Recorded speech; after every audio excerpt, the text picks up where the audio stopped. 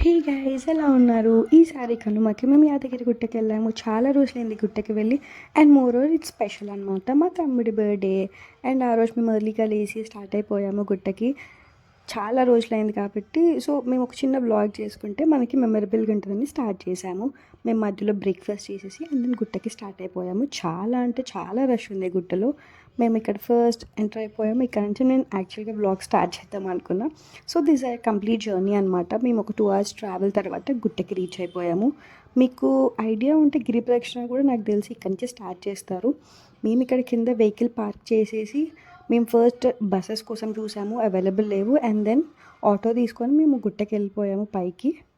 So ఇక్కడ ఒక చిన్న క్లిప్పింగ్. అండ్ పైన గుట్టకి వెళ్ళాము. చాలా అంటే చాలా పబ్లిక్, చాలా రష్ ఉన్నారు గైస్.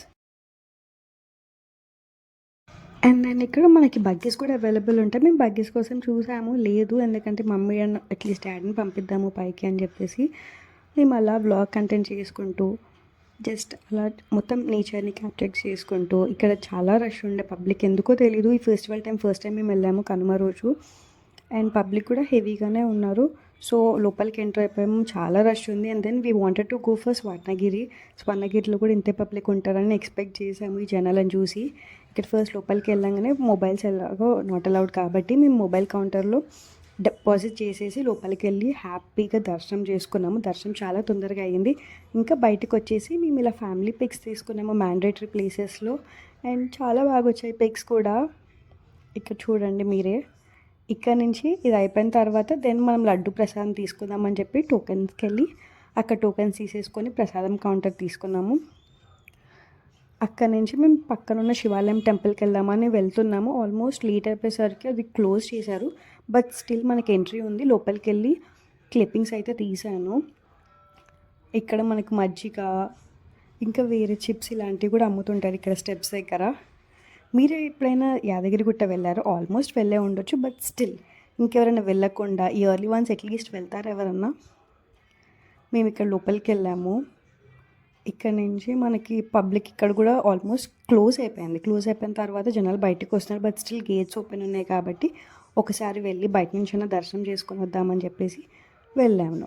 ఫస్ట్ టైం ఈ టెంపుల్కి నేను చాలా రోజుల తర్వాత వచ్చాను. అండ్ అందుకనే కొంచెం అట్లీస్ట్ కొన్ని క్లిప్పింగ్స్ తీసుకుందామని టెంపుల్ లోపలికి వెళ్ళాను. అండ్ ఆల్మోస్ట్ ఓకే, ఇక్కడ అంతా పబ్లిక్ రష్ లేరు. మేము లోపలికి వెళ్ళాము. ఇక్కడ పెద్ద నందీశ్వరుడు ఉన్నాడు. నందీశ్వర్ దగ్గరికి వెళ్ళి మొక్కేసుకున్నాము. ఇక్కడ డాడీ, మా తమ్ముడు, చూడడానికి మా అన్నయ్యలా ఉంటాడు, మా తమ్ముడు అనమాట. వాళ్ళిద్దరు కోరికలు చెప్పుకుంటున్నారు. తర్వాత మా మమ్మీ అండ్ దెన్ నేను అలా మా కోరికల్ని నందీశ్వరికి చెప్పి తర్వాత గణపతి మిగతా దేవులను మేము దర్శనం చేసేసుకొని మేము తీసుకున్న ప్రసాదాన్ని ఇంకా గుడి బయటకు వచ్చి కూర్చొని తినేసాము. అక్కడ నుంచి నెక్స్ట్ ఎక్కడికి వెళ్దాము, నెక్స్ట్ ఏ ప్లేసెస్ కవర్ చేద్దామని జస్ట్ మేము మాట్లాడుతున్నాం బయట కూర్చొని. అండ్ దెన్ ఇక్కడ క్యూట్ 2 మంకీస్ని మేము స్పాట్ చేసాము. చిన్న క్లిప్పింగ్ వీడియో తీసాను. అండ్ దెన్ దాంతో మేము ఆల్మోస్ట్ ఇక్కడ కవరేజ్ అయిపోయింది. Then we're going back next to Swarnagiri అనమాట. ఇక్కడ మేము రిటర్న్ వస్తున్నాము. పబ్లిక్ అయితే ఫ్లో పెరుగుతూనే ఉన్నారు. Almost it's 1 o'clock. మేము ఇక్కడ నుంచి స్వర్ణగిరికి బయలుదేరదాం అనుకున్నది. ఇక్కడ చూసి ఒక్క బగ్గీ వచ్చింది గైస్ పైకి. ఇక్కడ కూడా ఆ బగ్గీలో కూడా ఫుల్ పబ్లిక్, ఫుల్ రష్ ఉండే. అండ్ నేను ఆబ్వియస్లీ పైకి రావడంలో ప్రాబ్లం, కానీ దిగడంలో మనకి ఏం ప్రాబ్లం వద్దన్న మన కాలు కిందికి అలా వెళ్ళిపోతూనే ఉంటాయి. ఇక్కడ నుంచి మేము వెళ్ళి రిటర్న్ చేయాలో